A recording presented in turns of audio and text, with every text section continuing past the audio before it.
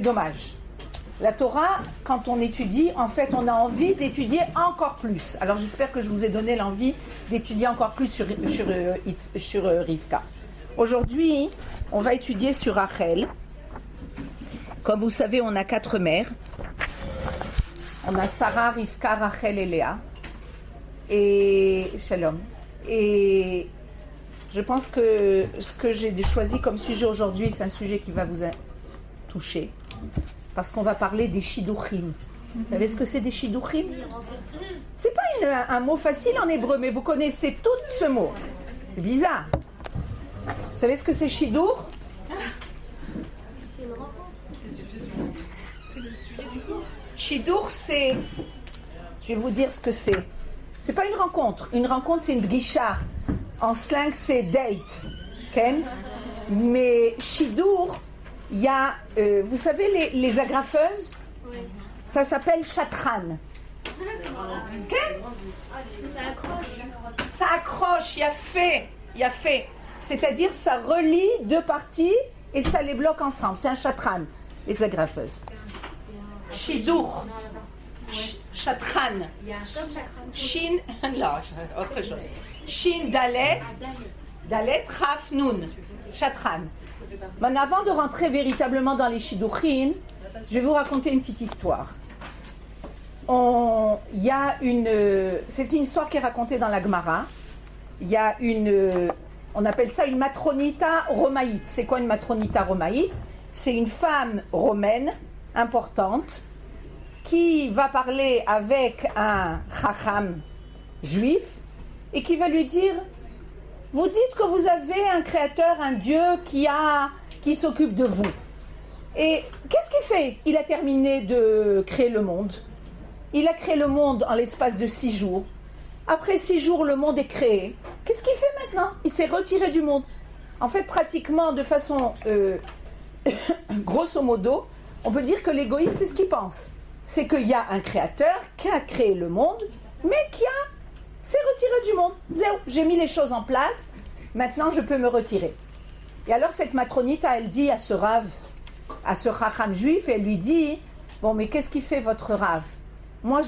Alors il lui dit: tu sais ce qu'il fait notre Dieu? Il fait des shidduchim.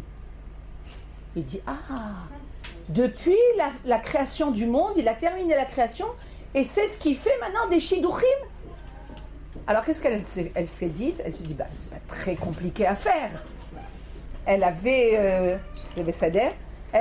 des esclaves hommes, des esclaves femmes, et elle a dit: moi aussi je vais faire des shidduchim, comme Dieu. Elle a pris 100 esclaves hommes, 100 esclaves femmes, et elle a fait shidduch. Elle a dit: toi tu vas avec celle-là, et toi tu vas avec celle-là. Mais Kitsu, elle les a mariés. La Gemara nous raconte que ce qui s'est passé, c'est que c'était terrible. Le lendemain matin, il y en avait un au beurre noir, à l'œil au beurre noir, et l'autre avec une jambe cassée, et l'autre en train de pleurer. Elle s'est dit: qu'est-ce qui se passe? Il dit: mais tout le monde lui dit: mais on ne peut pas vivre avec telle personne. Alors elle va chez le Rav et elle lui dit: dis-moi, qu'est-ce que ça veut dire que votre Dieu, il fait des shidduchim? Il dit: Akadosh Baruch Hu, notre Dieu, à partir du moment où il a terminé le monde, tout ce qu'il fait, c'est des shidduchim. C'est-à-dire qu'il allie les gens. Maintenant, nous, on a l'habitude de penser que les shidduchim, c'est pour se marier. D'accord? Mais shidduchim, c'est pas que pour se marier. Shidduchim, c'est de faire en sorte que telle personne rencontre telle personne. Shiddarti, je t'ai fait rencontrer telle personne. Je suis sûre que si je demande à chacune d'entre vous comment vous avez décidé de prendre la décision de venir en Israël et de venir au Machon Ora, il y en a une qui va me dire: tu sais, j'ai rencontré telle personne. Et telle personne, elle m'a dit: tu sais, tu devrais rencontrer telle personne. Et telle personne, elle m'a dit: tu sais, je connais un endroit. Une fois dans notre communauté, c'est ce qu'on a fait. C'était le jour de Yom Ha'atzmaut. Et on avait décidé de faire une réunion agréable autour du sujet de Yom Ha'atzmaut. Et il y avait beaucoup de couples. Et mon mari avait demandé à chacun de raconter l'histoire de sa Aliyah. Mais c'était extraordinaire. Pourquoi? Parce que tu te rends compte comment c'est divin. On a l'impression que tout est très... C'est-à-dire, j'ai rencontré telle personne, et j'ai rencontré telle personne, et cette personne, et puis je suis arrivée en Israël. Tu crois que c'est simple d'arriver en Israël? Tu crois que c'est simple de se marier?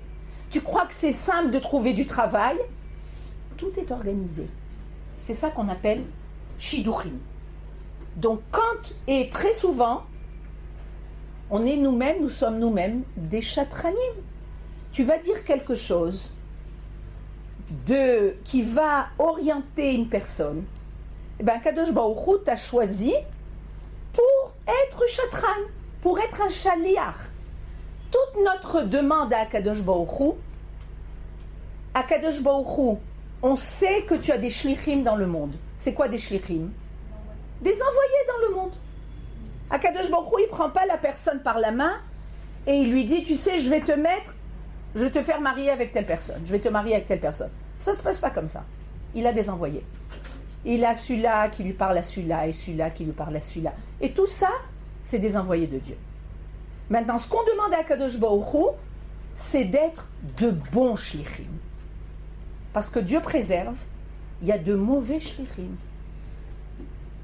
Et nous, notre travail, et il faut demander ça tous les jours à Akadosh Baruch Hu. Akadosh Baruch Hu fait en sorte que je sois un bon shaliach. Que ma parole, ma façon de voir, les gens que je vais rencontrer, ça va faire en sorte que les gens soient menés aux bonnes choses. Que je ne sois pas un mauvais shaliach. Des fois, on peut être, que Dieu préserve, on peut être des mauvais shlichim. Alors, d'être choisi comme mauvais shaliach, c'est pas la chose la plus facile. Et de rapprocher les gens de Hachem, par exemple.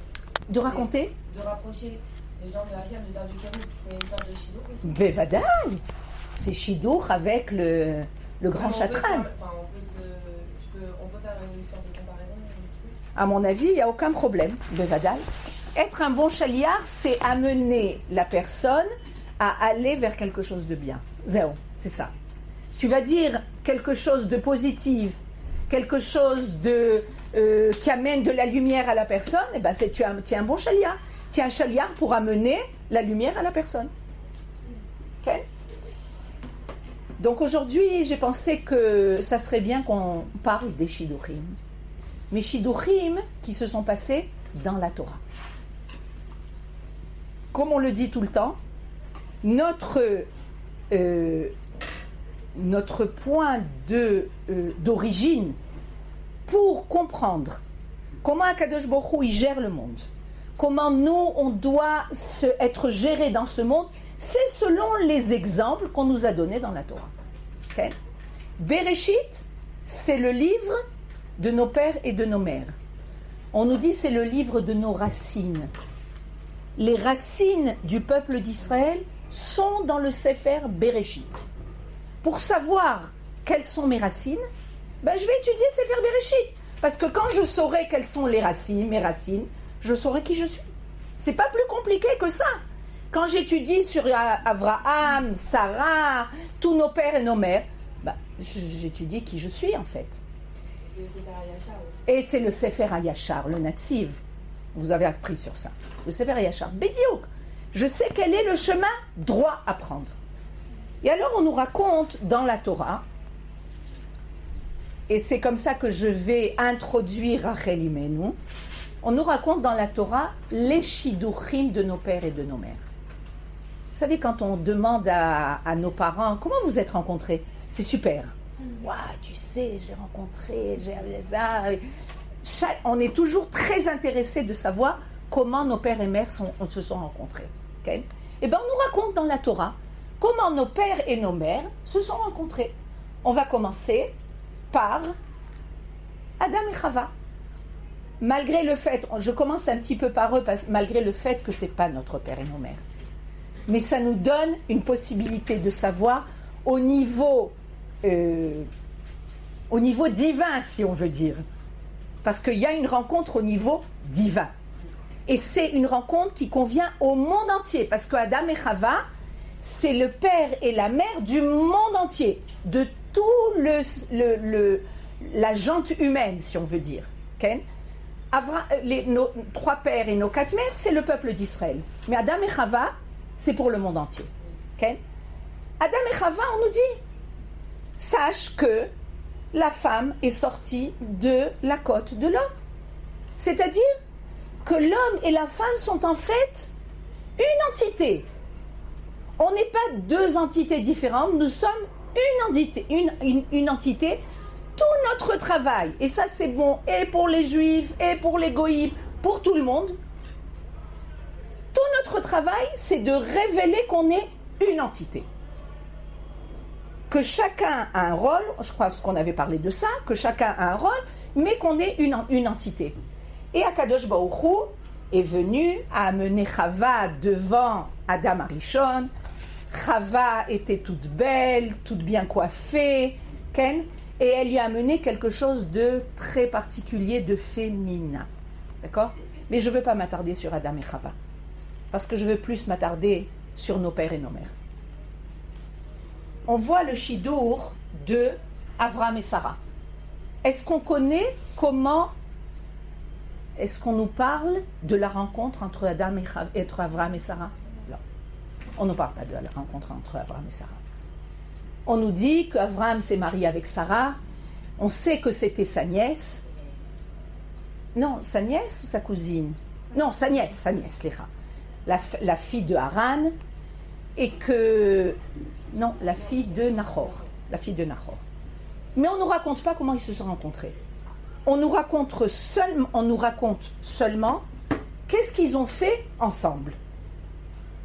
Il y a un pasouk qui nous dit que les 2 ont fait des nefashot. Un nefesh asher asu becharan. Où sont les chumashim ? Vous avez plus vos chumashim ? Vous avez chacune ? Alors, prenez...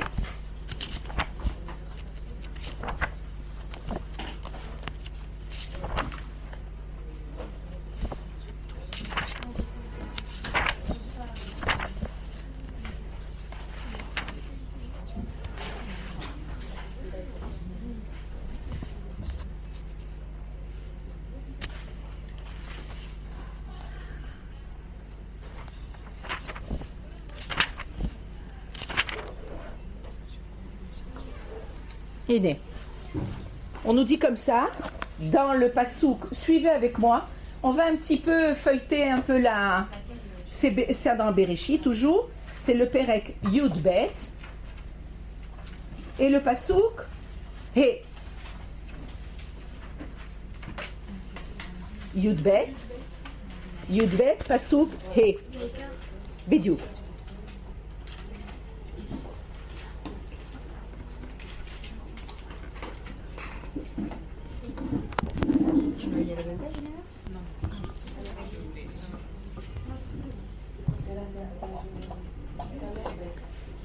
Yudbet. Dans l'Ech Lecha. Dans l'Ech Lecha, Bidiouk. Yerushalmi. Oui. Tu veux lire, s'il te plaît? Vous êtes toutes, vous avez trouvé le pasouk? Yudbet. Regarde, ici c'est bête. Donc on est bien. Yudbet c'est bien plus loin, d'accord? C'est tête. Yudbet. Et là c'est Yuddalet, donc c'est avant. Et tu vois Yudbet ici, et le pasouk c'est là. Alors, on va écouter Yerushalmit. Lo. Lo. Vaikar. Le Perek Yudbet et le pasouk He.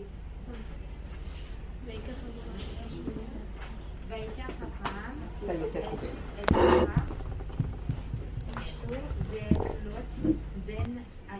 Achiv. ואת כל רכושם אשר רכשו ואת הנפש אשר עשו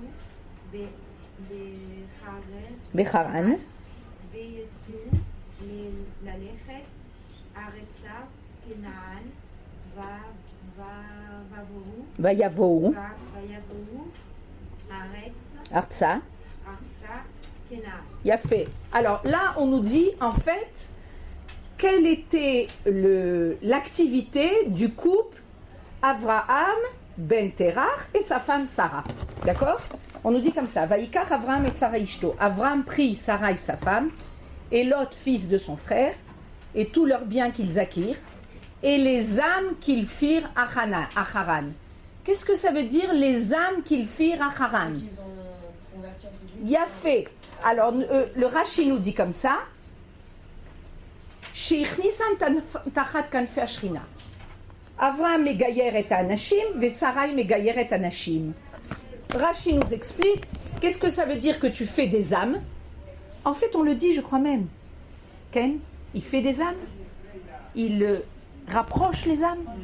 C'est-à-dire qu'en fait, tout le travail de Avraham et Sarah, qui était Avraham et Sarai, c'était que Avraham rapprochait les hommes au monothéisme, à la croyance qu'il y avait un Dieu unique dans le monde, et Sarai rapprochait les femmes.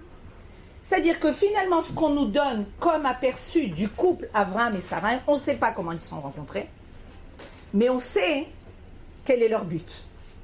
Je crois qu'il y a un proverbe qui dit l'amour, c'est pas de se regarder dans les yeux l'un de l'autre, mais de regarder dans la même direction. Okay?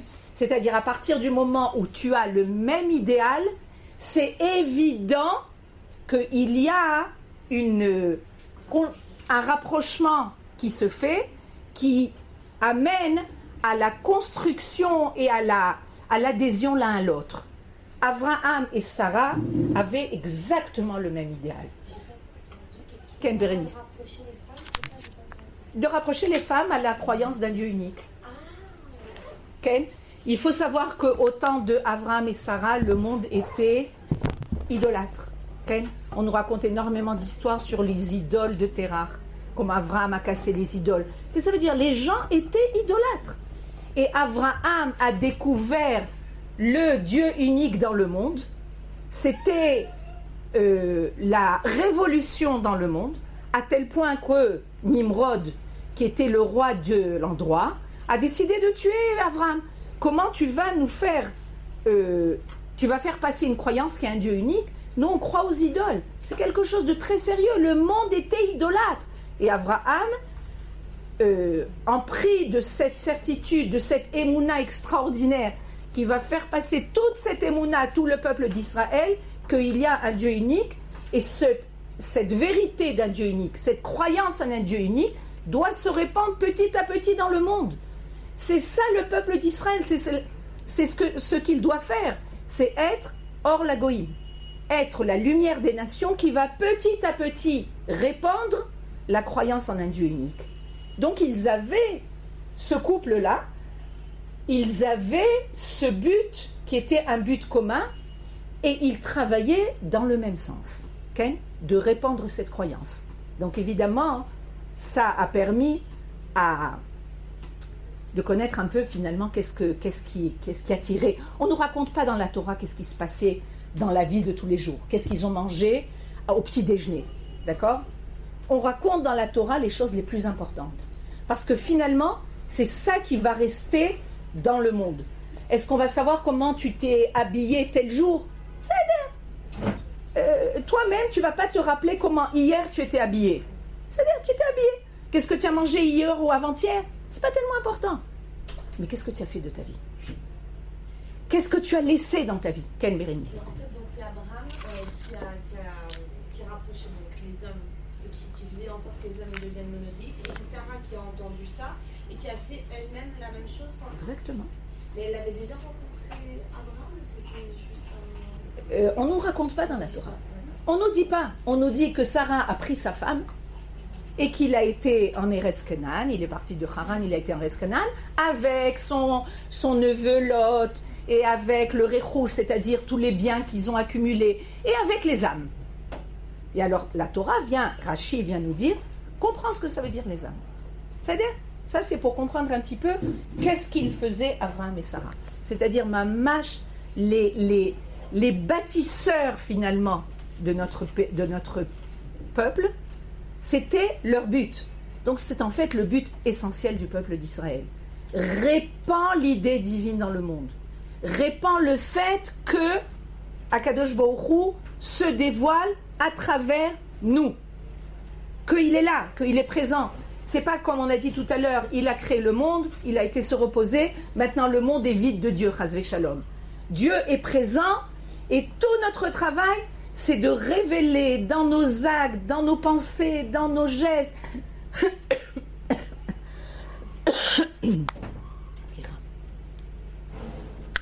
l'idée divine qui est présente. Nos sages nous disent, il n'y a pas un endroit dans le monde qui est vide de Dieu. Ça n'existe pas. S'il y a un monde, c'est qu'il y a Dieu. Parce que Dieu est présent et fait vivre le monde. Tout notre travail, c'est de révéler cette présence. Regarde, je ne la vois pas, cette présence. Non, il faut que tu comprennes que sans divin, il n'y a pas de vie.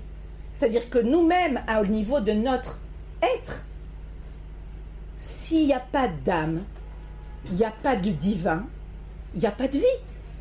On enlève l'âme au corps, le corps n'a plus de vie. Donc, si les choses vivent, c'est qu'il y a ce qui les fait vivre. Okay? Ce divin qui... Et on nous dit qu'en fait, dans tout, il y a le divin. Il y a le divin dans le monde minéral, il y a le divin dans le monde végétal, il y a le divin dans le monde animal. Tu vois une fourmi bouger, Ken? C'est qui l'a fait bouger cette fourmi? C'est le divin qui est en elle. Et tout le travail du peuple d'Israël, c'est ça. C'est d'arriver à dévoiler ce divin malgré le fait qu'on ne le voit pas. D'accord? Il a fait. Maintenant, ton prénom. Ilana? Levana. Quel? On dit que dans les juifs, il y a une étincelle divine dans chaque juif. Alors, est-ce que dans les non-juifs, il n'y en a pas? Est-ce que dans les goïms, il n'y en a pas? Très bonne question. Le Kuzari nous parle de l'apparition divine dans tous les mondes que Akadosh Baruch Hu a créés. On vous a déjà parlé de ça? Non? Hein? Des petites notions. Ah ben on va juste un petit peu, puisque tu as posé la question. Hein. À mon avis, ça vaut la peine d'en parler. Il fait trop chaud, hein? C'est pour ça qu'ils ont... Il y a plusieurs, je ne sais pas comment on dit, plusieurs mondes si on veut dire. Il y a un monde qui est un monde minéral, ça s'appelle domaine. Domaine, c'est minéral. C'est quoi le monde minéral? C'est les pierres, c'est les roches, tout ce qui... Vous savez ce que c'est domaine? Domaine, c'est silencieux. Dmama, quand on dit Ani rotse dmama, je veux le silence. C'est-à-dire que c'est un monde silencieux. Vous allez dans le désert, vous allez... Il y a un silence total. D'ailleurs, c'est la raison pour laquelle on dit que le peuple d'Israël a reçu la Torah dans le désert. Regarde, dans le désert, oui, parce que quand il y a du silence, tu peux entendre. Quand il y a du bruit, tu n'entends pas. Tu entends le bruit, mais tu n'entends pas quelque chose de profond. On commence par le domaine. Donc le domaine, c'est le monde minéral. Ce qui vient au-dessus du domaine, c'est le monde soméar. C'est le monde végétal. D'accord? Soméar, ça vient du mot tsemar. Qu'est-ce que c'est tsemar? C'est une plante. Okay? C'est quelque chose où soméar, il pousse. D'accord? Au-delà du monde soméar, il y a le monde chai, animal.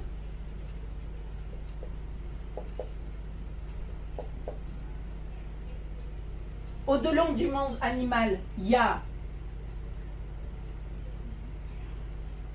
Médaber, celui qui parle.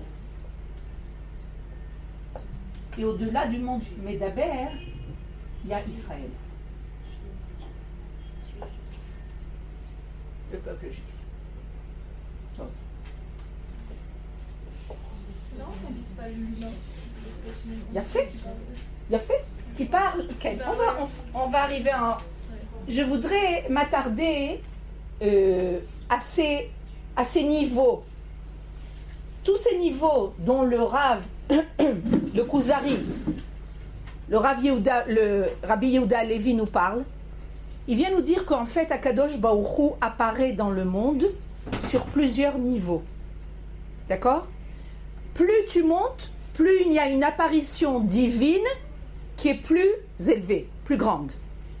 Dans le monde minéral, du domaine, il y a une apparition divine que tu ne vois pas. Une fois, j'ai même demandé comment est-ce qu'on sait qu'il y a du divin dans une pierre. Et on m'a répondu qu'en fait, au niveau physique, que la concentration de tous les éléments qui forment une pierre permet à cette pierre d'être une pierre. C'est-à-dire que tous les éléments sont concentrés l'un avec l'autre. Et quand je ne sais pas exactement vous expliquer, peut-être qu'il y a quelqu'un qui sait expliquer ça. Hein? Comment? Hana, tu sais expliquer? Je ne sais pas expliquer ça, il faudrait demander à quelqu'un qui s'y connaît. C'est de savoir que, par exemple, l'atome qu'on trouve, qui est la racine de la vie, Ken, on la découvre dans le monde minéral. C'est-à-dire qu'il y a une apparition divine très profonde dans ce monde qui est un monde qui apparaît comme étant dénué de vie. Ken, tu vois une pierre, tu te dis quel est son rôle. Qu'est-ce qu'elle a comme rôle, une pierre? Mais chaque pierre a un rôle. Ken, si elle est apparue dans le monde, c'est qu'elle a un rôle. On nous raconte des histoires qu'on a l'habitude de raconter aux enfants dans la Gemara. Un bonhomme qui marchait et il a glissé sur une pierre et il s'est rendu compte, je ne sais plus exactement l'histoire, que cette pierre, elle avait quelque chose de bien précis comme rôle. Okay? Il ne faut pas penser, il faut savoir que chaque chose a un rôle. Donc il y a une apparition divine qui est très très très cachée dans la pierre. Quelle? Mais justement, moi, je fais référence à l'eau parce que c'est aussi minéral. Et en fait, il y a une expérience actuelle qu'ont fait des Israéliens. Ils ont pris un verre d'eau et un autre verre d'eau. Il y en a un devant lesquels ils ont fait des bénédictions et l'autre qu'ils ont dit des choses qu'ils ont maudit. Et bien quand on regarde le microscope, celui où ils ont maudit les atomes sont dans un état catastrophique et dans l'autre, on dirait des cristaux. Incroyable. C'est pareil pour les haricots, j'ai fait ça sur les haricots. Et on a, au bout de 3 semaines, on voit des germes dans ceux où on a dit des bénédictions, des paroles de Torah, des mots d'amour. Et dans l'autre, qu'on a maudit, on a dit des mauvaises choses. Il n'y a rien, aucune germe. Incroyable, incroyable. Il y a fait méode. Donc là, l'apparition divine au monde minéral, dans le monde minéral, il y a un très beau livre sur ça ça s'appelle « La Révolution ». Il est traduit en français, je crois, Nahon. C'est magnifique, il y a vraiment des expériences extraordinaires. Le monde qui est au-dessus du monde minéral, c'est le monde végétal. L'apparition de la vie dans une plante est déjà beaucoup plus grande. Okay? On voit qu'une plante vit, qu'une plante naît, une plante meurt. Ken, tu vois comment une plante se fane. Tu vois qu'une plante vit non seulement un instinct de vie où elle pousse. J'ai même entendu une histoire, pas une histoire, c'est une enquête policière. Je crois bien, je ne sais pas si c'est pas dans le livre du Rav Zamir, je ne sais plus si c'est dans le livre du Rav Zamir. Il racontait comment dans un bureau en Amérique, il y avait eu un meurtre, d'accord? Et la police recherchait qui était celui qui avait tué. Ils n'ont pas réussi à trouver personne. Il n'y avait aucune preuve. Et il y avait dans ce bureau, il y avait une plante. Et ils ont décidé de mettre des électrodes à la plante. Et il faisait passer des gens qui étaient là et ils savaient qu'il y avait un doute, ils étaient suspects. Et ils ont fait passer dans la pièce. Et la plante a réagi à la présence de l'assassin. C'est incroyable. Il y a une très très belle enquête sur ça. C'est-à-dire que même les plantes, d'ailleurs on nous dit, moi j'adore les plantes, et j'ai un Baruch Hashem le jardin, c'est quelque chose que j'aime beaucoup, et on voit comment notre lien aux plantes, Ken, leur apporte quelque chose. C'est-à-dire les mêmes plantes, chez quelqu'un qui n'aime pas des plantes, elle meurt très rapidement. D'accord ? Et quand tu aimes une plante, elle veut vivre. Regarde, qu'est-ce que tu lui fais passer des ondes ? Oui, il y a des ondes. Nahon. Il y a des ondes d'amour. Il y a des ondes de vie. Ken. Est-ce que tu vas... C'est donc que ça prouve qu'il y a une apparition de vie qui est bien plus grande. Donc, Akadosh Baruch Hu choisit de se dévoiler dans un monde végétal de façon plus élevée que dans un monde minéral. Au-delà du monde végétal, on a le monde animal. Le monde animal, c'est un monde où déjà, on voit beaucoup plus de vie que dans un monde végétal. Ça bouge, ça mange, ça crie, il y a plus de vie, il y a plus d'activité. Ken. Au-delà de l'animal, il y a le monde humain. Et quelqu'un m'a dit pourquoi c'est marqué, celui qui parle, Medaber. Mais c'est Medaber. Medaber, nos sages nous disent que lorsque un enfant commence à parler, ça prouve que le sechel commence à fonctionner. C'est-à-dire que tant qu'un enfant ne parle pas, c'est pas qu'il n'a pas de sechel, vadaï qu'il a du sechel, mais il n'est pas en activité encore. C'est-à-dire que plus tu vas voir qu'un enfant va commencer à dire des mots, et plus tu vas commencer à parler avec lui au niveau du sechel, mais très très peu au début. Plus un enfant parle bien, et plus tu vas te rendre compte que son sechel travaille. Donc quand on parle du Medaber, c'est-à-dire de l'homme c'est celui qui a du sechel. C'est-à-dire Akadosh Baruch Hu a mis dans l'homme, avec un grand H, quelque chose qui est une apparition divine encore plus grande. Grâce à son sechel, tu peux voir cette apparition divine. Un homme, c'est pas une bête. Okay? Un homme peut raisonner, un homme peut créer, un homme peut construire. Alors, il y a des gens qui viennent qui te disent « Oui, mais les bêtes aussi, elles peuvent construire. » Elles savent construire au niveau de leurs instincts. Tu ne sauras jamais faire un nid comme un oiseau fait son nid. Mais c'est au niveau de l'instinct. C'est pas au niveau de la science, au niveau de la raison. Ken? Un homme, oui. Un homme peut étudier, peut construire un avion, peut construire une fusée. Ken? C'est au niveau de son sechel. Donc il y a une apparition divine dans le monde humain qui est beaucoup plus grande. Ken?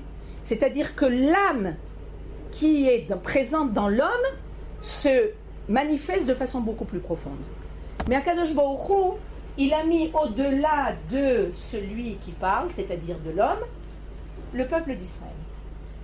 Maintenant, la première réaction, c'est « Waouh, quel orgueil, on a le peuple d'Israël !» Mais nous, c'est pas du tout à ce niveau-là. On ne dit pas que c'est un orgueil, on dit que c'est une responsabilité énorme. C'est-à-dire que plus tu es conscient de ta responsabilité, plus tu es conscient de ce que tu dois faire dans le monde. Nachon, on t'a choisi pour être celui qui va faire apparaître le divin, le Kodesh. Okay? Je crois qu'on a dit ça précédemment, je ne sais plus si c'est lundi ou la semaine dernière. On a dit, chaque peuple a un rôle. Le peuple d'Israël a comme rôle de faire apparaître le Kodesh. C'est-à-dire, c'est notre rôle. Notre rôle, c'est de montrer qu'il y a un créateur sur terre. Et pour ça, il nous a donné la Torah. C'est-à-dire que l'apparition divine dans le monde, à travers la Torah pour le peuple d'Israël. La Torah, c'est que pour le peuple d'Israël. C'est pas pour le monde. Regarde pourquoi, Kadosh Baruch Hu, tu as fait des différences. Tu as fait des préférences entre le peuple d'Israël et le monde. Parce que c'est un autre rôle. Pachout, un autre rôle. Parce que je donne au peuple d'Israël les éléments et les forces pour qu'ils puissent remplir leur rôle. D'accord? Je t'ai répondu, Levana. Yofi. Maintenant, on a parlé de Avram et Sarah, qui ne se connaissaient pas. On ne sait pas comment ils se sont connus, mais ils avaient le même idéal. Et on passe à Yitzhak et Rivka. Comment Yitzhak et Rivka se sont connus? Ça, oui, on sait. Qu'est-ce que vous dites? Chidour total. Non seulement chidour, mais c'est chidour comme chez les plus grands orthodoxes, où on amène, on entend les histoires, le mari et la femme, ils ne se connaissent pas du tout, ils vont se marier, et tu te dis, voilà, comment ils vont se marier, ils ne se connaissent pas. D'accord? Vous connaissez les histoires chez les orthodoxes, ça existe. Il l'a vu une fois, 2 fois au maximum. Okay? Il a vu de loin, c'était pas trop proche, et puis ils arrivent le jour du mariage. Okay? C'est à peine s'il a reconnu, genre. C'est à peine s'il a reconnu, ils ne se connaissent pas. Okay? C'est incroyable. Mamash, c'est incroyable. Ah, ben, la Torah nous parle de ça. La Torah nous parle que Yitzhak et Rivka ne se connaissaient pas. Et que le serviteur de Abraham, Eliezer, a été choisir Rivka comme étant celle qui convient le mieux à son maître Yitzhak. Et on se demande, est-ce qu'une rencontre pareille peut amener à de l'amour? C'est pas évident. Comme on disait, Raga, il faut se connaître. Si on ne se connaît pas, comment tu veux qu'on s'aime? Et c'est intéressant, vous allez ouvrir au Passouk, au Perek Kaf Vav. Mais Eliezer, il a eu une aide divine quand même. Non, c'est l'aide divine de Eliezer, ça peut être, il peut s'appeler Aniodatma Réhouven. La Torah nous raconte que c'est Eliezer, mais l'aide divine, ça peut être n'importe quelle personne. Il a demandé à Hachem de lui envoyer un signe pour lui dire. Mais Il on a eu un bitachon, on voit aujourd'hui des chatranim. Ils ont du bitachon. Nachon, il y a des chatranim où ils ont un bitachon complet. Regarde, cette famille, elle est comme ça. Cette famille, elle est comme ça. C'est-à-dire que tel garçon, il est né avec, il a des midotes qui conviennent à cette famille. L'autre famille, c'est des midotes comme ça. Ça ira très bien ensemble. C'est Eliezer. C'est le chatran. Tu comprends? Et alors on voit, prenez le Perek Kavav et le Passouk Chet.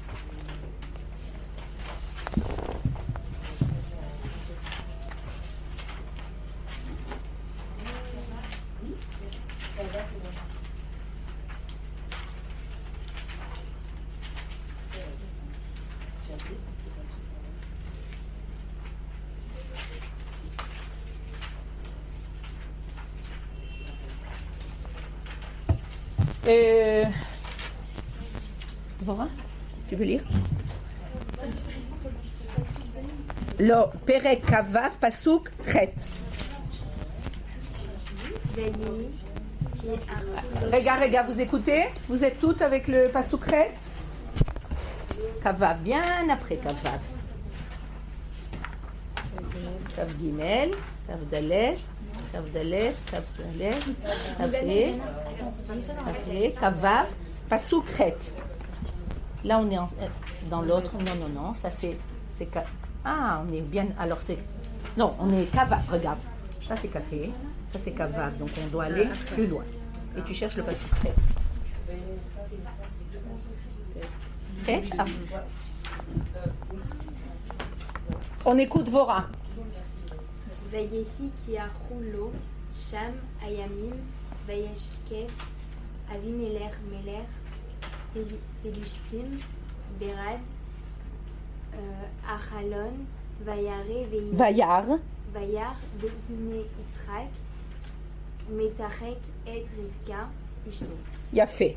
Alors, on nous traduit comme ça. Ce fut comme lui était long là-bas les jours, que regarda Avimelech, roi des Plishtim par la fenêtre. Il vit, et voici Yitzhak, la traduction c'est plaisantant avec Rivka, sa femme. D'accord? Mais Rashi, on ne traduit pas du tout comme ça. Il nous dit, qu'est-ce qui s'est passé? Il dit que Avimelech, le roi des Plishtim, il a vu par la fenêtre. C'est sympa de voir ce qui se passe par la fenêtre des gens, Nachon. Mais lui, c'était Avimelech, le roi des Plishtim, des Philistins. Et il regardait par la fenêtre des gens. Et qu'est-ce qu'il a vu? Ra'ou meshamesh mitato. Qu'est-ce qu'il a vu? Il a vu que Yitzhak et Rivka étaient ensemble. Ok? Ve Yitzhak metzachek et Rivka ishto. Qu'il était avec sa femme. C'est-à-dire, et regarde 2 secondes, c'est-à-dire qu'il a vu une apparition de quelque chose de l'union totale entre Yitzhak et sa femme. Et ce que je cherche là, c'est qu'il y a un autre endroit qui nous dit, regarde,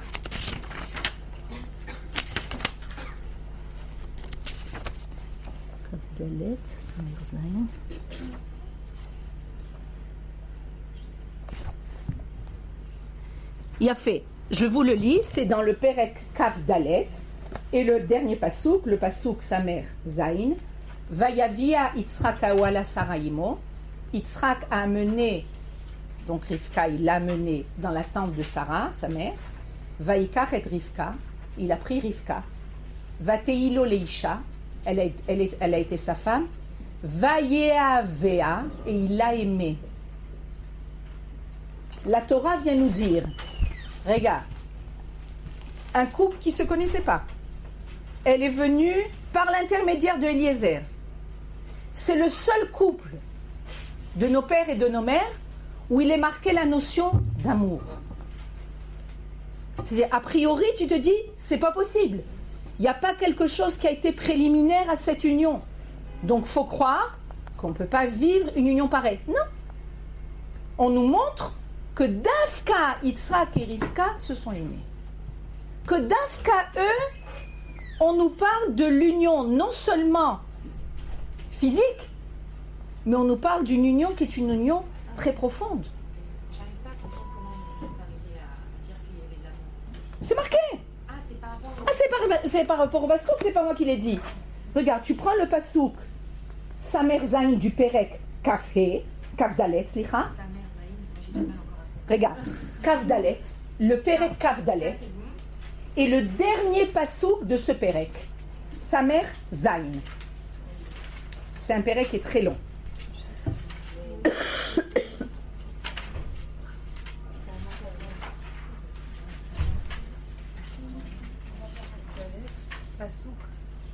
Samer Zain.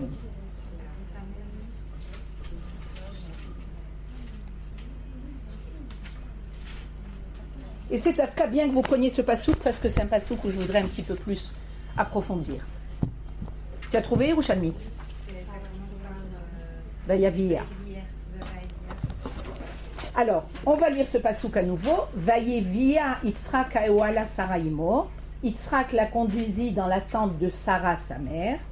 Vaikar et Rivka, Vateilo Leisha. Il prit Rivka, elle lui fut pour femme.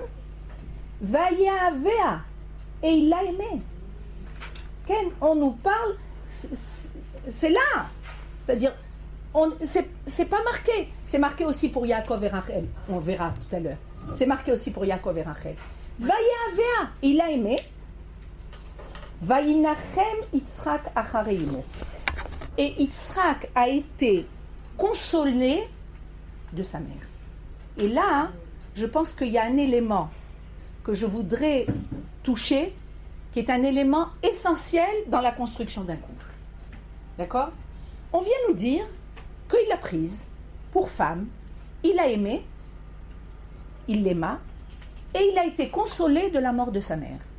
Sa mère est morte. On sait que Sarah est morte quand Yitzhak a été amené à la Kedat Yitzhak.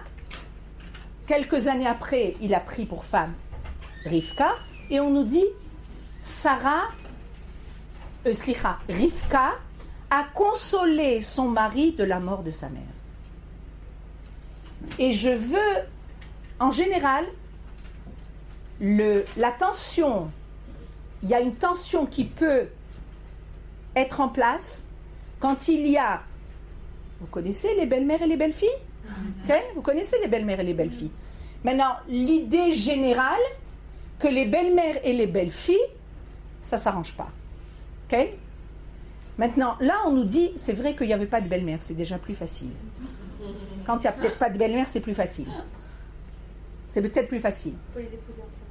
Donc, il n'y a pas vraiment de rivalité. Mais, il y a une très belle explication dans le fait que Yitzhak a reçu de Rivka ce qui lui manquait de sa mère. D'accord? Maintenant, on peut se dire, en fait, qu'est-ce qu'une mère donne à son enfant, que ce soit un petit enfant ou un plus grand enfant? Okay? Une mère, c'est une mère. Qu'est-ce qu'elle lui donne qui est particulier à une mère, d'après vous? Une femme aussi, elle donne de l'amour. Ouais, mais là, c'est amour maternel. Qu'est-ce qu'il y a de spécial, il y a fait? Qu'est-ce qu'il y a de spécial dans un amour maternel? Il est inconditionnel. Il y a fait, il est inconditionnel. Il est inconditionnel, c'est-à-dire qu'une mère aime son enfant, pas parce qu'il est le plus beau au monde, pas parce qu'il est le plus intelligent au monde. C'est possible qu'elle le voie comme le plus beau et le plus intelligent, mais il y a des faits. Quand elle va à la réunion des professeurs, et que le professeur lui dit, tu sais, ça va pas du tout, il travaille pas bien du tout. Est-ce qu'elle va rentrer à la maison? Elle va se dire, j'aime plus mon enfant. Il travaille pas bien, c'est un cancre. Non! Une mère normale, elle aime son enfant dans toutes les conditions. Donc une mère qui réagit pas comme ça, c'est qu'elle est pas normale. C'est qu'il y a un problème. C'est qu'il y a un problème. C'est-à-dire que, c'est marrant parce que hier, j'écoutais quelque chose à la radio, on est souvent très critique. D'accord? Il y a quelqu'un qui parlait à la radio, je pense que ça convient à ce qu'on vient de dire. Il y a quelqu'un, on interviewait une psychiatre. Et cette psychiatre disait qu'on est dans une génération, dans un monde où dès qu'il y a un problème, on donne des médicaments psychiatriques aux gens. Quelqu'un, il n'a pas le moral, il est un peu déprimé, on lui donne des médicaments. Elle dit maintenant, ces médicaments vont lui faire du bien, mais très rapidement, ça va changer il ne va pas être bien. C'est-à-dire, ça lui donne du bien pour le moment, mais après, ça ne va pas le changer. Alors, on pose la question à ce médecin, on lui dit, oui, mais quelle est la solution? Et la solution, c'est l'amour. Elle disait, ça m'a vraiment touchée, elle disait que 90% des problèmes chez la personne peuvent être résolus par de l'amour. L'amour de qui? De sa mère ou l'amour de son Alors justement, l'amour de façon générale. L'amour de façon générale. Alors on lui disait, oui, mais y a dans une relation avec quelqu'un, il y a de l'amour, mais il y a aussi de la critique. Alors elle disait comme ça, vous savez ce que c'est la critique? C'est Katyusha. Vous savez ce que c'est un Katyusha? Katyusha, c'est un explosif. Alors tu te dis, Rakrega, on ne peut pas critiquer?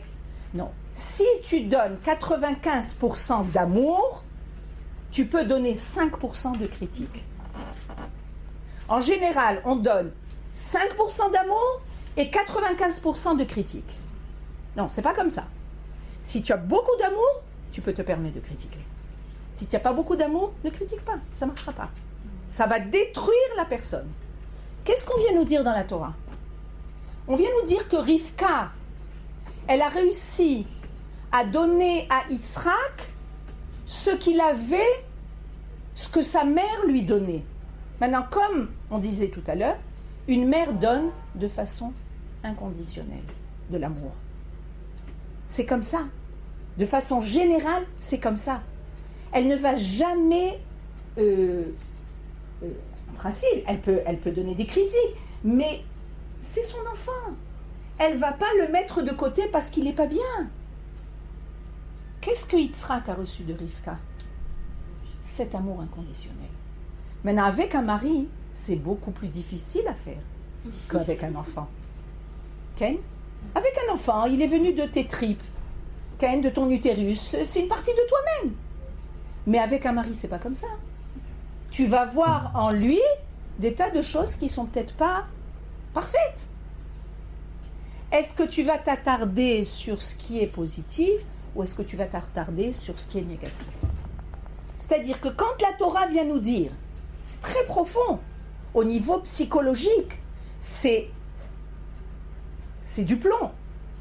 Au niveau psychologique, sache que ce qu'une femme doit remplir dans le monde, dans la vie affective de son mari, c'est ce qu'il a reçu de sa mère.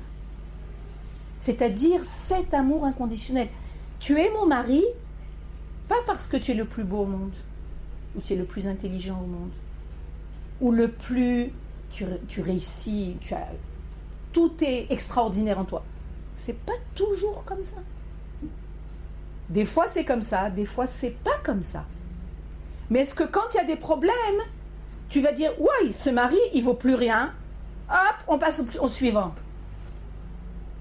Non, la Torah vient nous dire, c'est inconditionnel.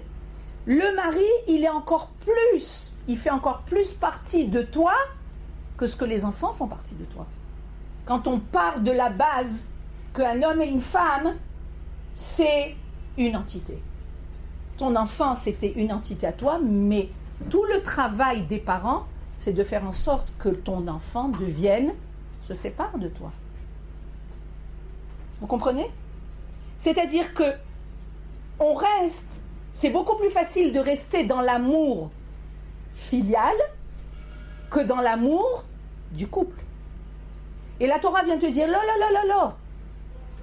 Yitzhak, il s'est séparé de sa femme, de sa mère, mais il a la possibilité de se séparer de sa mère et d'être consolé de sa mère grâce à sa femme. C'est-à-dire qu'elle lui a donné tout ce qu'il fallait pour qu'il ait la force de se séparer de sa mère.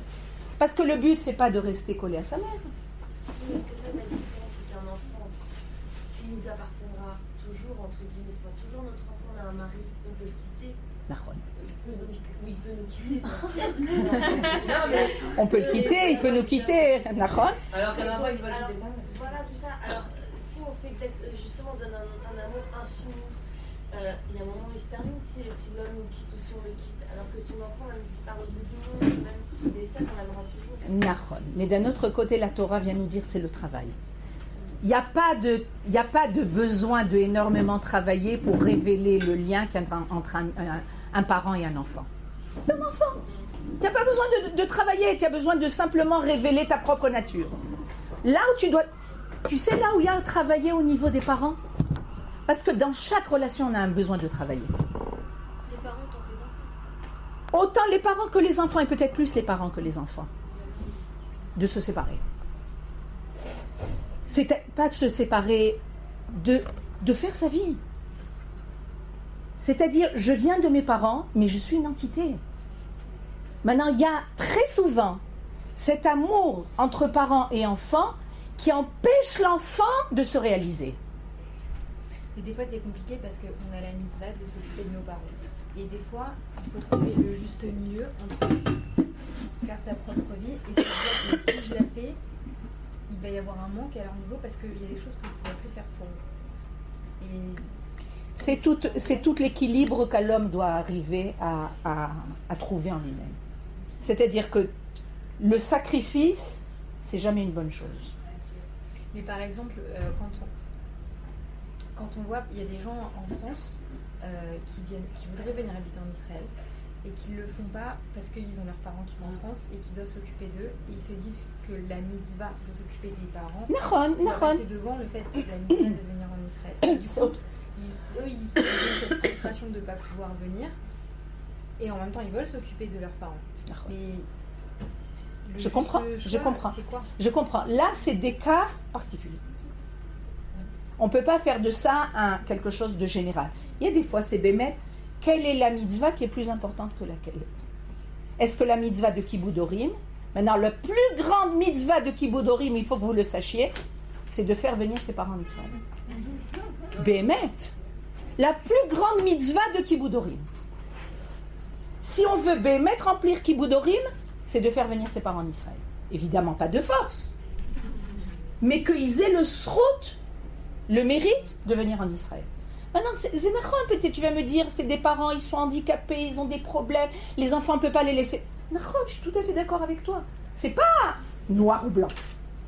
C'est d'Afka, des fois, le choix, c'est un choix difficile qui demande à l'homme de sacrifier quelque chose pour l'autre.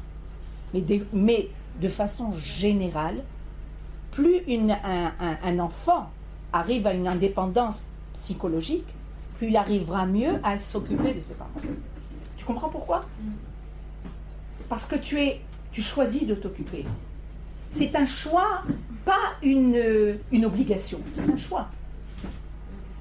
Quand on a un choix, c'est toujours plus grand que lorsque tu te sens obligé. Ça... Et là, il y a des fois des questions qui demandent de mettre une chez la trave. J'ai des parents qui sont comme ci et comme ça. Moi, je veux venir en Israël. Comment faire? Non, tu dois être guidé. Donc, on disait que le travail des parents vis-à-vis de leur amour pour les enfants, c'est un travail qui doit permettre à l'enfant de faire sa vie, de grandir. Et l'amour de la personne vis-à-vis de son conjoint, c'est bédiouk le contraire. On était loin et tout notre travail, c'est de révéler qu'on est un. C'est-à-dire c'est un travail incroyable. A priori, tu te dis, Rega, mais on est deux entités, on est deux personnes. La Torah va te dire, non, au niveau de la Neshama, on n'est pas deux personnes. On est une personne. Tout notre travail, viens, on va voir ce que tu vas faire pendant toute ta vie pour révéler qu'on est une personne. D'accord? Est-ce que c'est clair? Très clair. Maintenant, on a vu pour Sarah Avram, on a vu pour Yitzhak et Rivka, et on va voir que pour Yaakov et Rachel, il y a Yaakov et Rachel et Yaakov et Léa. Il y a deux sortes de shidduchim. On a un même père qui a deux femmes. D'accord? Et c'est deux révélations différentes, et on va voir, c'est le sujet qui va nous préoccuper dans Rachel et Léa essentiellement. Pourquoi est-ce que Yaakov, pourquoi est-ce que le peuple d'Israël va naître de deux mères? En fait, c'est quatre femmes, puisqu'il y a Bila et Zilpa. Mais en fait, Bila et Zilpa sont attachés à Rachel et Léa. C'est les mêmes. C'est-à-dire, quand on parle de mère, on parle de Sarah, Rivka, Rachel et Léa. Zéro. Maintenant, Rachel et Léa, la rencontre entre Yaakov et Rachel est complètement différente. Bidiouk. C'est l'amour fou. D'accord? Et on va voir les psukim. Prenez le Perek Kaftet.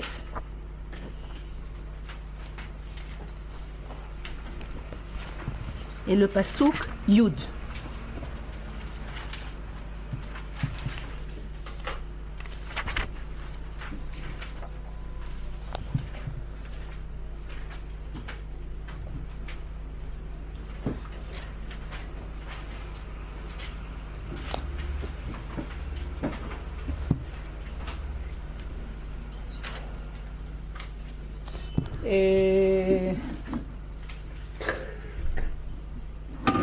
Eva. Tu veux lire Eva?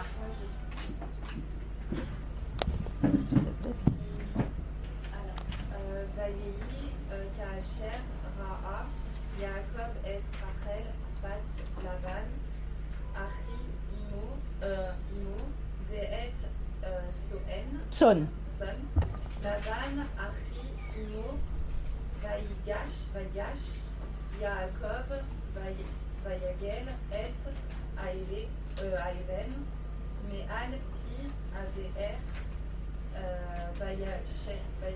Vayashk et Tson Lavan Achi Imo. Il a fait. Alors, qu'est-ce qu'on nous dit? Ce fut quand Yaakov vit Rachel, fille de Lavan, frère de sa mère, et le bétail de Lavan, frère de sa mère, Yaakov s'approcha et il roula la pierre de dessus l'ouverture du puits, abreuva le bétail de Lavan, frère de sa mère. Il faut comprendre, Lavan vient de s'enfuir de Esav. C'est rare. Yaakov vient de s'enfuir de Esav après qu'il ait volé la bénédiction de son père.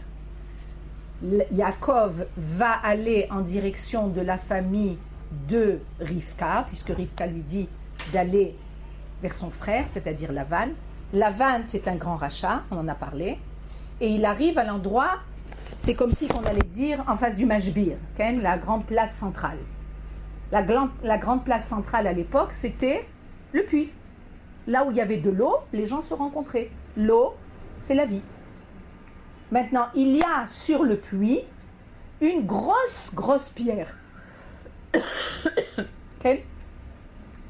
Et cette pierre, les sages, la Torah nous dit, nous ne pourrons pas, jusqu'à ce que soient rassemblés tous les troupeaux, nous roulerons la pierre sur l'ouverture du puits et abreuverons les bétails. C'est-à-dire qu'il y avait une loi parmi les bergers, que c'est seulement lorsque tous les bergers se retrouvaient près du puits, que ensemble ils allaient lever la grande pierre au-dessus du puits, okay, et il fallait l'effort de tout le monde. Maintenant se retrouve, la Torah vient nous dire, Yaakov arrive à côté du puits, la pierre est sur le puits, et elle est très lourde, et Yaakov voit Rachel, okay, ce fut quand Yaakov vit Rachel, il roule à la pierre de dessus l'ouverture du puits. C'est tout à fait. Il a fait méode. Il a vu Rachel, waouh, un élan d'énergie, une force extraordinaire. Nos sages nous disent, c'est comme quelqu'un qui ouvre une bouteille, vous savez la bouteille, boum, kara, il a ouvert le puits, boum, il a fait rouler la pierre. Regarde, c'était pas difficile. Non, parce que quand quelqu'un aime et qu'il a rencontré la personne qui lui convient, il y a des forces de vie extraordinaires. C'est beau comme image. C'est-à-dire qu'on vient nous dire que la rencontre entre Yaakov et Rachel, c'est une rencontre, c'est le coup de foudre. Coup de foudre. Et on va voir le passouk d'après. Levana, vas-y. Ah, il y a deux Levanot ici. Alors, le passouk de Yud Aleph. Je lis pas bien. C'est pas grave. Vaïchak à Yaakov. Lechachel Veïsa ex Kolo Vaïber. Vaïef. C'est un peu difficile. Alors, c'est où? C'est le passouk.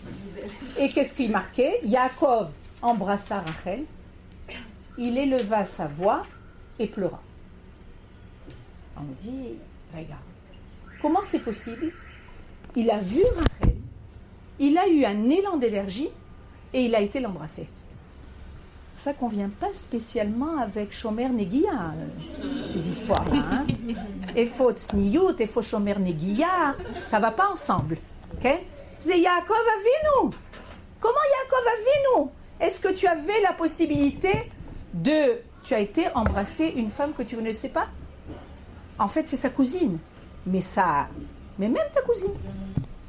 On disait que même cousin, cousine, c'est pas toujours évident de... Il y a quand même une halakha. Okay? Nos sages nous disent...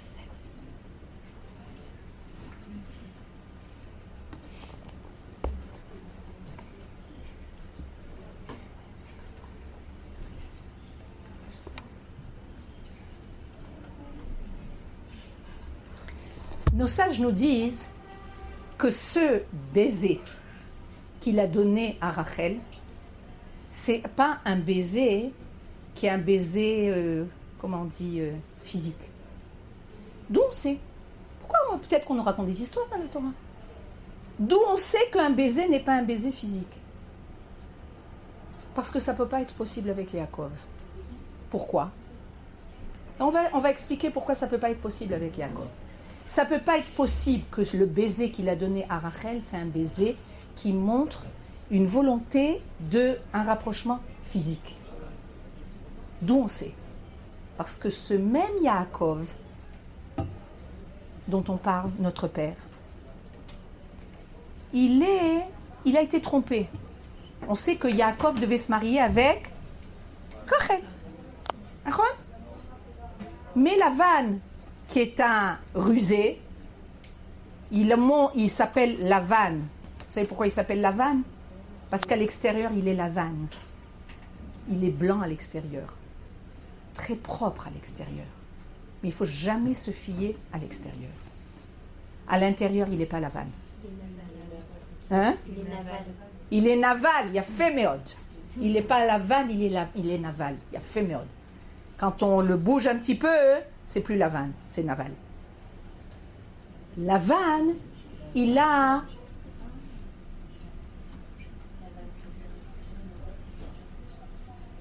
Lavan, il a trompé. Au lieu de lui donner Rachel, il lui donne Léa. Maintenant, Yaakov est une nuit entière avec Léa. D'accord? Et il ne se rend pas compte que c'est Léa. C'est Rakrega. Tu n'as pas compris que c'est pas Rachel? Tu n'as pas vu? Rachel, il ne peut pas savoir. Quand même. Et il n'y a pas... c'est l'union dont on parle, c'est quelque chose de tellement immense qu'à notre niveau, Bémet, on a du mal à comprendre. Parce qu'on n'est pas au niveau de Yaakov. C'est pas ressenti que c'était pas elle. Parce que c'est donné à sa sœur les trucs. Non, mais même avec des signes, tu sais quand c'est pas la même femme. Et bien là, la Torah vient nous dire, tu penses que l'union que Yaakov a eue avec sa femme, c'est une union physique, charnelle, comme on connaît, comme on a l'habitude. Non, c'est pas autre. Ça passe aussi par là. Et c'est quelque chose de complètement différent. C'est quelque chose de tellement élevé que quand on parle du baiser de Yaakov envers Rachel, on parle d'un baiser, c'est-à-dire, nous on emploie ça un baiser physique. Mais là, il a tout de suite compris que c'était elle. C'est-à-dire, Ashaka en hébreu, le mot Ashaka, c'est qu'il y a une union.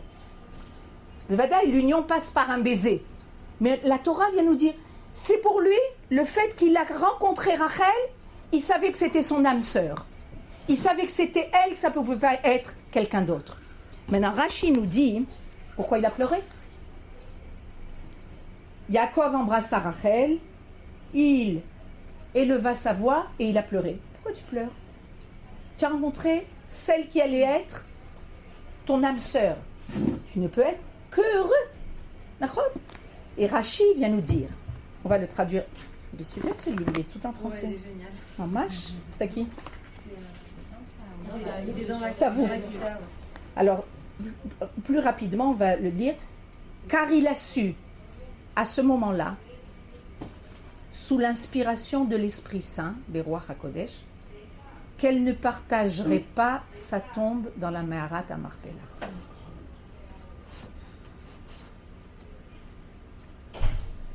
On va lire quand même ce qui est... Donc, la première des choses, il a pleuré parce qu'elle n'allait pas être enterrée avec lui. Il avait vu déjà dans le roi HaKodesh que oui, c'était son âme sœur, mais qu'ils n'auraient pas le mérite d'être enterrés ensemble. Alors c'est un baiser plus d'adieu entre guillemets ou... Non, c'est pas un baiser d'adieu, c'est un baiser de rapprochement des Neshamot. Zéro, on fait partie. On est liés au niveau des Neshamot. C'est pas un baiser d'adieu. Oui, ça peut être un baiser du fait qu'il a eu de la peine, c'est-à-dire d'un côté il voit que c'est Bémet son âme sœur, d'un autre côté il pleure parce qu'elle n'allait pas être enterrée avec lui dans la mer à Marpella. Autre explication, Rashi nous dit, parce qu'il était arrivé les mains vides. Il s'est dit, Eliezer, le serviteur de mon grand-père, avait apporté des anneaux, des bracelets et autres présents, et moi, je n'ai rien dans les mains. Vous savez que Yaakov est parti de la maison, il s'est échappé. Il avait donc rien pris, et ce qu'il avait en fait... Non, c'est pas qu'il avait rien pris. Regardez la suite. Eliphaz, le fils d'Esav, l'avait en effet poursuivi sur l'ordre de son père pour le tuer. C'est-à-dire Esav, qui avait été trompé par Yaakov, a envoyé son fils Eliphaz pour tuer Yaakov.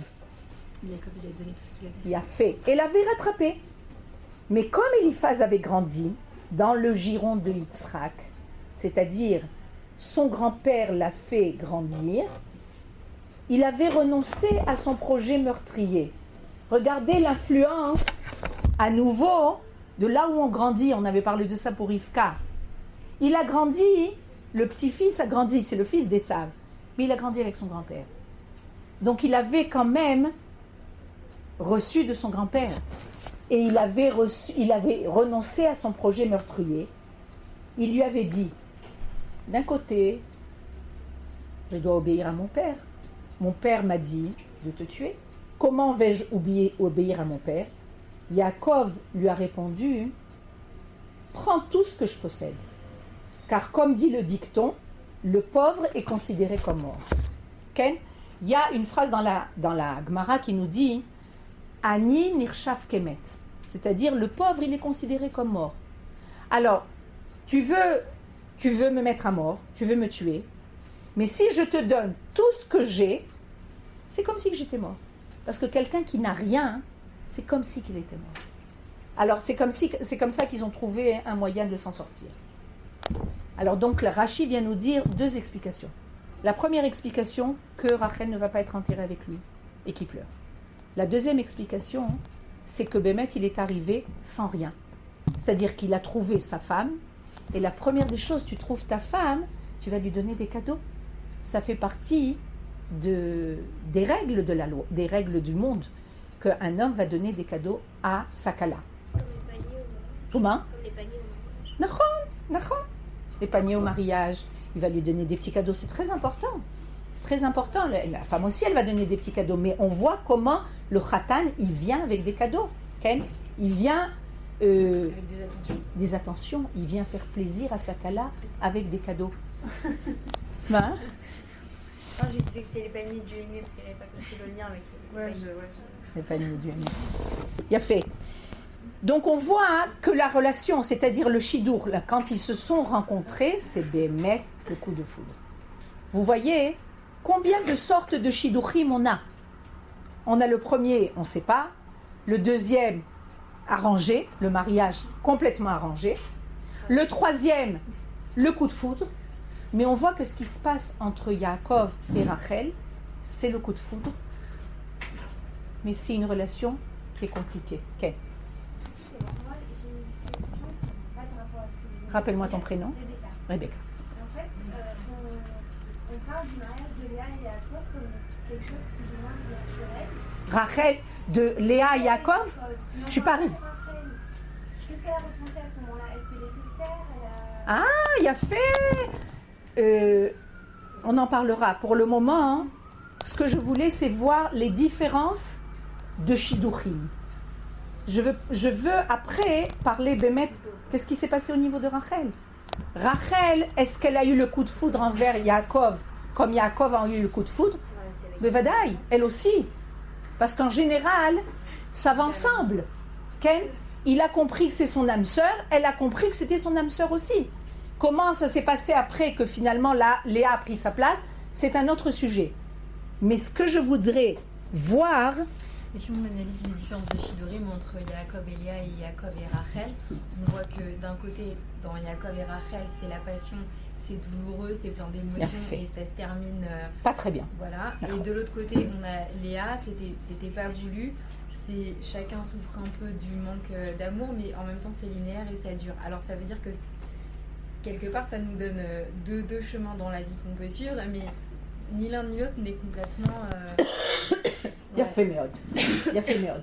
En fait, ce qu'on vient nous dire, vous avez tout entendu ce que Lévan a dit? C'est-à-dire que d'un côté, Yaakov a découvert en Rachel, c'est l'amour fou, c'est le coup de foudre, mais ça se passe pas très bien. Rachel n'arrive pas à avoir d'enfant. Bichlal, c'est pas devenu sa femme dès le début. Elle n'arrive pas à avoir d'enfant et finalement, elle va s'en prendre à Yaakov. Il y a un passouk qui vient dire que Yaakov vient faire des remontrances. Rachel vient faire des remontrances à Yaakov. en lui disant Aveli banim ve'im en metanochi. Donne-moi des enfants, sinon je suis morte. Et Yaakov lui répond, et les sages nous disent qu'il y a une certaine critique vis-à-vis de Yaakov. Il lui dit, moi je suis à la place de Dieu. Et on dit, c'est pas comme ça qu'on répond à quelqu'un qui a mal. C'est là. Quand quelqu'un est à mal, tu vas pas chercher des solutions. Tu vas être à côté de lui dans sa douleur. Mais lui aussi, il avait tellement de peine que peut-être ça l'a aussi rendu. Il savait pas quoi faire. Non, vous savez pas. Moi, je dis toujours, il y a des situations où il n'y a pas grand-chose à faire. Il n'y a pas grand-chose à faire. La seule chose à faire, c'est d'être à côté de la personne et de l'entourer, de la caresser. C'est tout. Parce que Bémet, il y a des fois, il n'y a pas de solution. On est toujours dans un monde où on veut trouver des solutions. Des fois, il n'y a pas de solution. Tu peux pas... regarde, est-ce que c'est... Nachon, l'homme veut aussi que Rachel ait des enfants. Mais c'est pas que... Il y a une décision divine. Bon, ça montre la sensibilité aussi, l'impuissance de Yaakov, il s'est senti mal, donc peut-être il a répondu à ça aussi. Nachon, mais nos sages nous disent qu'il y a une certaine... il y a une critique vis-à-vis de Yaakov. En disant, c'est pas comme ça qu'on répond à quelqu'un qui souffre. Quelqu'un qui souffre, il faut faire attention à lui. Okay? Et donc, qu'est-ce que nous dit Levana? Elle nous dit que d'un côté, on voit l'amour fou, le coup de foudre entre Yaakov et Rachel, et finalement, il y a un aboutissement qui est un aboutissement difficile, c'est-à-dire qu'elle a du mal à avoir des enfants, elle va mourir en couche, très jeune. Et d'un autre côté, avec Léa, il y a une rencontre. Comment ils se sont rencontrés? Imposés. Je pense qu'on a imposé à Léa et on a imposé à Yaakov. Hein? Comme chez ce qu'on disait tout à l'heure, chez les Khrédi, où on présente deux personnes et où il y a un mariage. À mon avis, il n'y a même pas. Là, on voit que le chatran, c'est directement à Kadosh Baruch Hu. Il n'y a même pas de chatran. Chez Yitzhak et Rivka, il y a un chatran. C'est Eliezer. Il a vu que ça convenait, que oui, ça pousse, les familles vont bien ensemble, les midot vont bien ensemble. Mais Yaakov et Léa, c'est Akadosh Baruch Hu. C'est-à-dire, c'est une décision divine. Regarde, qu'est-ce que tu fais avec une décision divine? Est-ce que Yaakov aurait pas pu, le matin, il se rend compte que c'est Léa, et lui dire, je veux plus de toi? La faire dégringoler les escaliers. C'est comme ça que tu m'as trompé. Yaakov ne réagit pas comme ça. Yaakov comprend que c'est une décision divine. Et de Léa va sortir une grande partie du peuple. Léa va être enterrée avec Yaakov à la Meharat HaMarpela. Qu'est-ce que nous disent nos sages? Yaakov s'est marié avec deux femmes. Ces deux femmes vont finalement être ce qu'on doit trouver dans un couple, mais ensemble. C'est-à-dire, est-ce que tu dois trouver le coup de foudre, mais le coup de foudre, très souvent, ça se termine pas très bien, en explosion, ou est-ce que tu vas trouver la continuité longue, non seulement dans ce monde, mais dans le monde, même enterrés ensemble. C'est-à-dire, maman, quelque chose de long, quelque chose, on est ensemble pour la vie. Mais, regarde, où est-ce qu'on voit l'amour? Et nos sages nous disent, ces deux révélations de Rachel et de Léa, c'est ce qu'on doit trouver dans le shidour entre un homme et une femme. Il faut les deux. C'est-à-dire, il faut l'amour. Il faut la volonté véritable d'être ensemble. Mais il faut aussi, dans cette relation, l'éternité. L'éternité, c'est les enfants. C'est-à-dire qu'il ne faut pas déconnecter les deux notions. Il y a une notion d'éternité et il y a une notion de vivre vraiment l'amour de façon profonde. Est-ce que ça peut aller ensemble? Oui, ça peut aller ensemble. Il y a... C'est ça que ça va durer. Aaron. Sa vie, et puis après dans la vie future. Quand il y a le... Je crois qu'on disait tout à l'heure, c'est qu'on a le même but. on a la même direction, on prend les mêmes chemins, on construit quelque chose qui est une... Quand on parle de Yaakov et Léa, qu'ils ont une relation qui est vers l'éternité, c'est qu'ils ont construit quelque chose à longue échéance.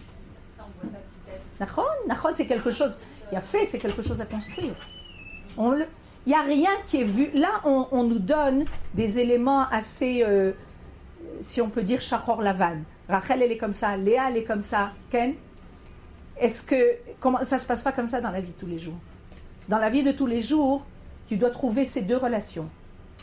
La relation de mari et femme véritable, c'est-à-dire un amour qui est un amour puissant entre un homme et une femme. Mais si c'est un amour qui est déconnecté de but, c'est un amour qui va se casser la figure. Mais en général... Okay. Et si cet amour, il est basé sur des fondations fortes, où il va y avoir une continuité très longue, et nos sages nous disent, c'est quoi l'éternité? C'est les enfants. Léa, c'est les enfants.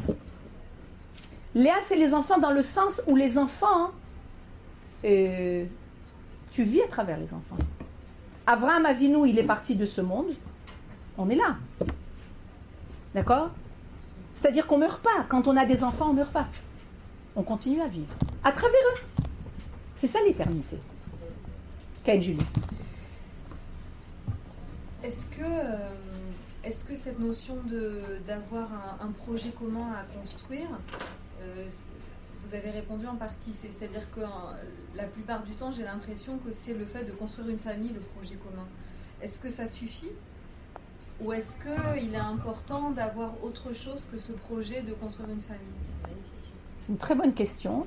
Et à mon avis, déjà le but de construire une famille, quand on voit la force qu'une famille peut apporter, c'est déjà un projet extraordinaire. Maintenant, très souvent, il y a des rôles dans un couple qui sont des rôles qui peuvent être différents, mais on se rend compte. C'est-à-dire que Nachon, on a des enfants ensemble, Nachon, qu'on veut faire grandir une famille, Nachon, qu'on veut que nos enfants continuent un chemin pur et droit. D'un autre côté, il y a le rôle de chaque individu, okay, qui peut aussi rajouter. Si j'ai un mari qui est Aniodatma, ce que je sais moi, un professeur en médecine, d'accord? Est-ce que je vais aider mon mari à être un professeur en médecine? Ça peut se connecter. C'est pas obligé, je fais que faire grandir ma famille. Un homme a énormément de force en lui. Est-ce que je fais ça pour mon petit bien, mon bien personnel, construire ma famille et mon monde est bien clôturé et bien fermé, ou est-ce que je fais ça pour que le peuple grandisse? Tu comprends? Tout doit être dirigé, ça part de l'individu. Mais ce qui doit sortir de l'individu doit éclairer à l'extérieur. Tout le travail de l'homme, c'est ça. Le travail de l'homme, c'est pas seulement se fier, se construire quelque chose de petit. Okay? Même si on construit une maison, ça a l'air d'être petit, mais chaque maison, c'est comme une cellule dans le corps de la personne. Chaque maison, elle a énormément d'influence pour le peuple entier. Quand on a une cellule qui ne se comporte pas bien, le corps entier, il est en danger. Donc, tout notre travail, c'est de voir les choses et au niveau individuel et au niveau du peuple. Si une personne voit que les choses au niveau individuel, mon propre bien, le propre bien de mon mari, le propre bien de mes enfants, où elle est ta responsabilité vis-à-vis de l'ensemble? Tu fais partie d'un ensemble. Si tu es déconnecté de l'ensemble, tu rates le coche. Je donne toujours comme exemple une montre. Une montre, elle a besoin pour travailler, pour fonctionner, de plein de petites vis. D'accord? Si toutes les vis marchent comme il faut, la montre, elle marche. Si une vis ne marche pas comme il faut, ben, il y a un problème avec la montre. Maintenant, la vis en elle-même, elle n'a pas tellement d'intérêt. elle a un intérêt seulement si elle fait partie du fonctionnement total de la montre. Vous comprenez ce que je veux dire? Mais cette dimension collective, ou peut-être juste sociale, ou c'est... Enfin, je ne sais pas si c'est moi qui ai une vision des choses mais j'ai l'impression que c'est quand même rare chez les hommes. C'est pour ça que c'est pour ça que la femme est là. C'est ce qu'on disait la dernière fois, c'est Hanouka. Je ne sais pas si on a parlé de ça. Hanouka, c'est... On a parlé de Hanouka? 2 secondes. C'est ça. Si on n'a pas parlé, je pense que c'est exactement la réponse. À Hanouka, le travail... Pourquoi on allume la Hanoukia? C'est pour éclairer l'extérieur. Celui qui doit allumer la Hanoukia, c'est l'homme. Mais celui qui doit préparer la Hanoukia, c'est la femme. Mais si on doit dire à l'homme, il faut que tu allumes la Hanoukia. Non. C'est plus lui qui fait, c'est nous qui sommes... Non. C'est pas la femme, Levana, c'est pas la femme qui lui dit tu dois allumer la Hanoukia. Lui, il allume parce que c'est son rôle. Parce qu'il a compris que c'est son rôle d'allumer. La femme, elle prépare seulement les bougies. Mais s'il donne pas de sens à son geste. Voilà. Petit à petit. C'est quelque chose qui se construit. Les choses, elles ne sont pas acquises dès le départ. Ce que je voulais, c'est vous montrer les notions de la vie. Les notions de la vie dans un couple. Le Rav Mordechai Eliyahu Zicher Tzadik Livracha, il disait comme ça. Les lumières de Shabbat, c'est les femmes qui les allument et c'est le mari qui les prépare. Pourquoi? Parce que les lumières de Shabbat, elles illuminent l'intérieur. Celle qui doit illuminer l'intérieur, c'est la femme. Mais le mari, il les prépare. C'est-à-dire qu'il est shouta. Il contribue. Elle n'est pas seule à allumer les nérodes de Shabbat. Il y a quelqu'un qui lui a préparé les nérodes de Shabbat. Ça, c'est extraordinaire. Mais si je ne me trompe pas, c'est ça que tu voulais dire, c'est cet esprit de se dire, je vais, en tant que mari, préparer les lumières de Shabbat ou aller allumer la Hanoukia. C'est cet esprit-là qu'aujourd'hui les hommes ont du mal à avoir. Enfin, qu'on a du mal Slicha, Levana, mais les femmes aussi, elles ont du mal. Bah. Les femmes aussi, elles ont du mal à comprendre qu'elles doivent allumer l'intérieur de la maison. Alors, on est tous du mal. On est tous dans la confusion. On est tous dans la confusion. La Torah, elle vient, elle te dit, Akrega, viens te recentrer. Je vais te faire comprendre ce que c'est le rôle de la femme. Je vais te faire comprendre ce que c'est le rôle du mari.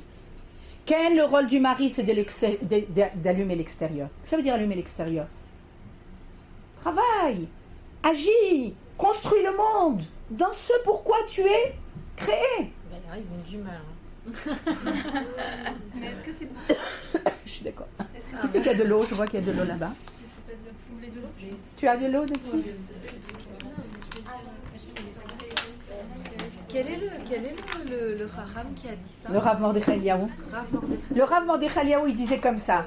Quand il y a des problèmes dans un couple, il faut leur dire de faire comme ça. Que le mari, il prépare les nérodes de Shabbat et que la femme allume évidemment, et qu'à Hanouka, la femme prépare les nérodes de Shabbat et le mari allume. Alors, juste une question. Daka, Delphine. Donc, le parallèle, c'est pour ça qu'on nous demande d'allumer chez soi, parce que de chez soi, en fait, le lien avec l'ensemble, en fait, c'est d'abord chez nous et comment notre maison s'associe à l'ensemble, en fait, au groupe, en fait. Il y a Féméod. C'est-à-dire que, premièrement... Parce qu'on pourrait se dire pourquoi on n'allume pas à l'extérieur. À l'extérieur. Et ça suffit. Et c'est pour ça qu'à Hanouka, on nous dit Ner Ishu Beito. C'est-à-dire que chaque maison, Elle est dans un ensemble. chaque maison doit allumer à partir de sa maison. De sa maison. C'est-à-dire pour illuminer l'extérieur. Le but de Hanouka, c'est illuminer l'extérieur. Mais ça doit être illuminé à partir de Mais l'intérieur. ça part de l'intérieur. C'est toujours à partir de la maison. Si la maison, elle n'est pas construite, il n'y a pas de possibilité d'allumer l'extérieur. Donc en fait, c'est quelque chose qu'on peut prendre en parallèle. Effectivement, ça part de nous, de l'intérieur, comme dans toute chose. Comme dans toute chose. De l'intériorité. Si l'intériorité n'est pas construite, tous les actes qu'on va faire ne vont pas être bons. On nous dit comme ça, Chez l'homme, il y a la pensée, la parole et l'acte. Mais tout provient de la pensée. C'est-à-dire que si tu as un acte, tu peux voir exactement le même acte chez deux personnes, mais ça vient de deux sources complètement différentes. Je vous donne un exemple. Deux personnes vont ouvrir une épicerie dans un quartier. D'accord ? La première personne qui va ouvrir, elle va dire, moi j'ai vu un quartier où il n'y a pas d'épicerie, je vais me faire un bol d'argent extraordinaire. D'accord ? C'est une opportunité fantastique, je vais me faire plein d'argent. Et la deuxième personne, elle va dire, j'ouvre cette macolette, cette épicerie dans ce quartier, parce que sans épicerie dans le quartier, les gens, ils n'ont pas de lait, ils n'ont pas d'œufs, ils n'ont pas de pain, ils n'ont pas... Ça ne veut pas dire qu'il ne va pas être riche. Mais de quoi provient ? Tout commence par la pensée. Et nous, c'est pour ça, Slicha, tu m'excuses, c'est pour ça qu'à notre niveau, on ne peut jamais juger les personnes. On peut voir des actes qui peuvent être des actes super sadikim, mais quelle est la pensée qui se cache à l'intérieur ? J'en sais rien. Nous, on doit juger les gens comme étant des gens bien, mais il n'y a que Kadosh Baruch Hu qui sait qu'est-ce que cachent les mêmes actes chez plusieurs personnes. Tout notre travail, c'est de travailler au niveau de nos pensées, pas au niveau de nos actes. Quand notre pensée, c'est une pensée pure, ce qui va découler d'une pensée pure, c'est quelque chose de pur. C'est pour ça que les midotes, c'est avant les mitzvot. Bevadaï. C'est pour ça que Bereshit, c'est avant Shmot. Bereshit, c'est les midot. Et donc, quand on dit que deux personnes, il faut qu'elles voient dans la même direction, c'est en fait c'est cet ensemble, c'est ce plus loin qui va faire qu'elles vont commencer ensemble pour. Il y a fait מאוד. בדיוק. כן. Alors moi j'ai une question pour revenir à Léa et Rachel. Moi j'arrive pas à comprendre quelque chose en fait. Parce que moi comment Léa elle remplissait mieux ce rôle que Rachel. Parce que Rachel elle avait un projet qui était assez. Chavou Valet de l'âme. Elle avait fait ce projet-là, des choses comme ça. Alors pourquoi Léa elle a plus d'un. Léa elle fait Rachel. Il y a fait מאוד. En fait, ça vient. Tu viens amener le sujet que je voulais qu'on continue, mais en fait, je ne vais pas le commencer parce que c'est un sujet très important. Il y a deux... vous savez qu'il y a deux Mashiach. Vous avez entendu parler du fait qu'il y avait deux Mashiach, Mashiach ben Yosef et Mashiach ben David. D'accord ? Quelle est la différence ? Il y a fait. Quelle est la différence entre Mashiach ben Yosef et Mashiach ben David ? Mashiach ben Yosef, Yosef, c'est le fils de Rachel. C'est la pensée. Mashiach ben David, David va sortir de Yehuda, qui est le fils de Léa. On nous dit comme ça. Le but, c'est Mashiach ben David. On demande les gens de Chabad, ils disent we want Mashiach now. On veut que le Mashiach arrive, vous êtes d'accord avec moi ? Ça suffit de souffrir, on veut que le Mashiach apparaisse. Le véritable Mashiach, le Mashiach c'est le roi. Le roi qui va faire apparaître Dieu dans le monde. D'accord ? Le roi d'Israël qui va faire apparaître véritablement le rôle du peuple d'Israël. Il va construire le Beth Amikdash, il va ramener les exilés, pas seulement les exilés qu'on connaît, les 13 millions de juifs qu'on est dans le monde, tous les exilés. Vous savez combien c'est tous les exilés ? C'est des centaines de millions. Parce que nous, ce qu'on connaît comme juifs, c'est 2 shvatim, 2 tribus. C'est seulement 2 tribus. Imaginez-vous, on a perdu 10 tribus d'Israël. On nous dit que celui qui va rassembler les exilés, c'est le Mashiach ben David. Le Mashiach ben David, c'est un roi en chair et en sang. D'accord ? Mais avant d'arriver au Mashiach ben David, il y a un processus. Ce processus, cette préparation à faire apparaître le Mashiach ben David, ça s'appelle le Mashiach ben Yosef. Le Mashiach ben Yosef, il s'occupe des problèmes techniques. tu peux pas faire apparaître un roi sans qu'il ait un royaume. On n'est pas prêt. Il y a fait. Il faut une préparation. Il faut une préparation. Tu vas dire à un roi, tu sais quoi? Viens être roi. Regarde, tu as un royaume? Non, j'ai pas de royaume. C'est-à-dire, construis ton royaume et je viens être roi. Ce qu'on est en train maintenant de construire sur la terre d'Israël, c'est le royaume du Mashiach ben David. C'est-à-dire l'aboutissement du peuple d'Israël. Léa, c'est l'aboutissement. Rachel, c'est la préparation. C'est pour ça qu'elle s'est sacrifiée, parce qu'elle le savait. Parce que la préparation, tu passes par énormément de problèmes. C'est-à-dire qu'il faut qu'il y ait le corps qui se construise. Le corps, c'est la matière, c'est beaucoup de problèmes. C'est-à-dire un homme qui vit dans ce monde, c'est beaucoup de travail. L'âme, elle n'a pas de travail. L'âme, elle est bien. Mais le but, c'est l'apparition. C'est-à-dire, on a besoin des deux. Ken Ilan. Est-ce qu'on appelle aussi Mashiach ben Yosef par rapport au fait que Yosef aussi, c'est lui qui a préparé l'arrivée de ses frères en Égypte? Il a fait. Yosef, c'est celui qui s'occupe de la réparation du côté matériel. Yosef, on nous dit, il était beau. Très beau. Pourquoi tu nous parles de beauté? Ça fait partie du monde matériel. Il y a quelque chose quand tu apparais dans un corps, il y a aussi il y a une question de beauté. Tu peux pas voir un roi qui est pas beau. Il s'occupe d'économie. Regardez de quoi on s'occupe. On s'occupe d'économie, on s'occupe de faire la guerre, et on s'occupe de l'éducation, et on s'occupe de faire des routes, et on s'occupe... Je te dis, regarde, le peuple d'Israël qui s'occupe de Torah. Oui, mais pour s'occuper de Torah, il faut qu'il y ait aussi un corps. C'est-à-dire que nous, en tant que peuple d'Israël, on a deux tafkidim.